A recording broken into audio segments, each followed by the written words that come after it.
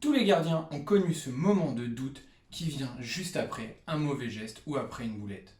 Dans cette vidéo, je vais vous montrer comment on peut, même pendant le match, surpasser cet état négatif pour passer à un état positif et continuer à performer.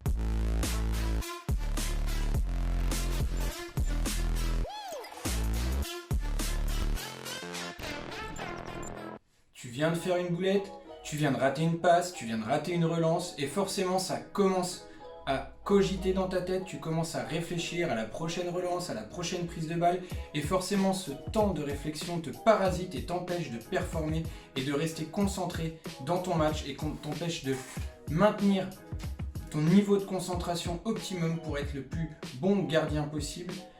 Je vais te donner un outil, le switch, qui va te permettre de passer de cet état négatif à un état positif. Tout d'abord, le switch va se passer en 4 étapes. Première étape, l'ancrage. L'ancrage, qu'est-ce que c'est? C'est choisir. Donc ça, tu vas le faire tout de suite sur une feuille. Tu choisis le meilleur moment de ta carrière, jeune ou longue, ton plus bel arrêt, et tu vas noter sur une feuille toutes les sensations que tu as ressenties à ce moment-là.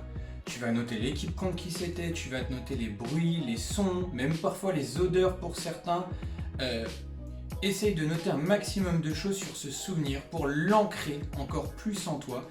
Et tous les jours, pendant quelques temps, tu vas t'entraîner et le relire pour te remémorer ce souvenir. Ça, c'est la première étape, c'est l'ancrage.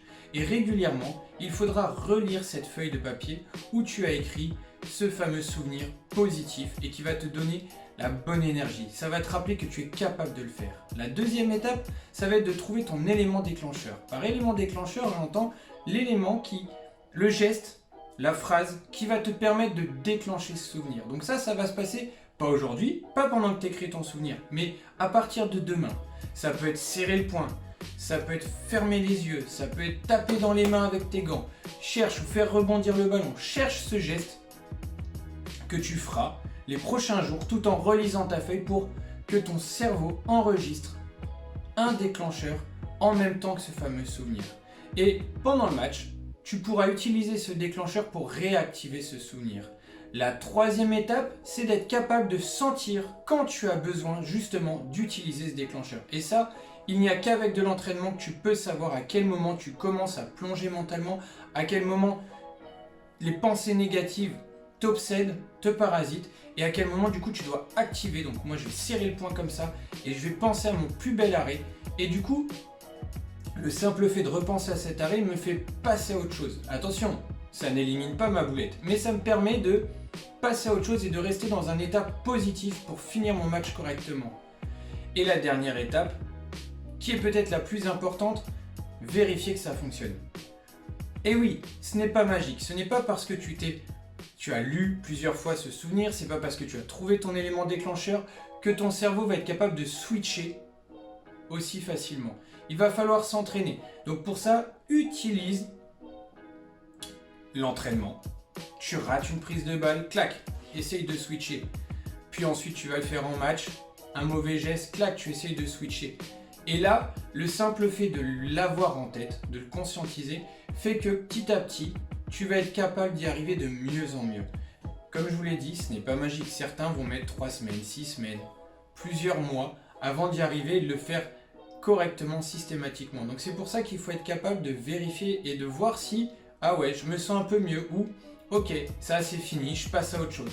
Donc ça commence dès maintenant, dès chez vous. Ça se construit à l'entraînement.